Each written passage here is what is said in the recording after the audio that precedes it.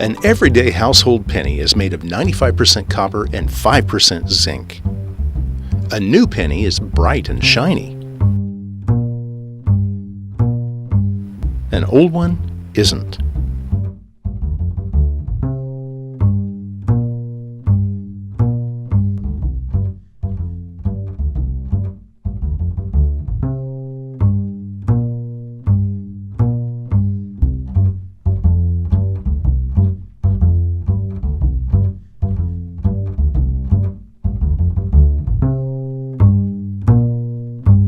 Until you submerge it in this harmless-looking liquid, then it brightens up in minutes.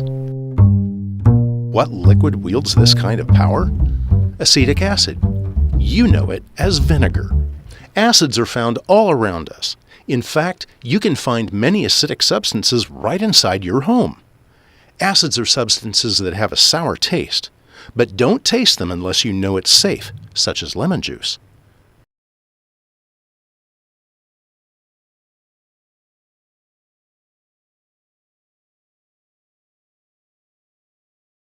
Strong acids can eat through metal and burn skin.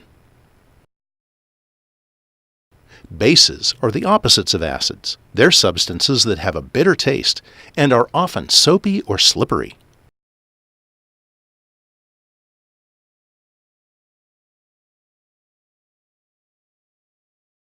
Strong bases can also severely burn your skin. Like acids, there are many basic substances inside your home. The pH scale is used to measure how acidic or basic something is. Acids have a pH less than 7. Bases have a pH greater than 7. If a substance is neutral, meaning it's neither acidic nor basic, its pH is 7. During this experiment, we'll look at common household items and classify them as acids and bases. We've collected several common household items to test. Make a hypothesis about which substances you think will be acidic and which you think will be basic. Since you've probably tasted most of these items, you should be able to make a good guess. Pause the video and write your guess on your lab sheet. Then we'll test them to see how well you did. Some of these materials are solids, so we'll smash them with a mortar and pestle and add distilled water in order to better test pH levels. Every substance should be in its own labeled beaker. We've added 10 milliliters of distilled water to each beaker to make the items easier to test. Adding distilled water doesn't affect the pH of the substances because distilled water is neutral. We'll use pH paper and litmus paper to test for pH. pH paper changes color depending on the pH of the substance being tested. We can compare the paper to a chart to determine its pH value.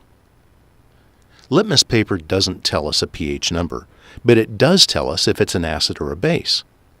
If blue litmus paper is put in an acid, it turns red.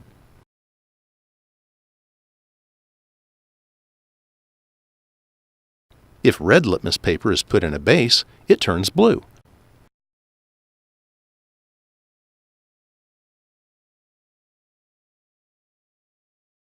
This chart will help you remember how litmus acts. Acid, red; base, blue. This table shows how each of the materials changes color to show if a substance is an acid or a base. Refer to this chart in your lab manual. As we test the substances, observe and record the results in your lab manual. When you've finished recording your data, complete the analysis section in your lab manual.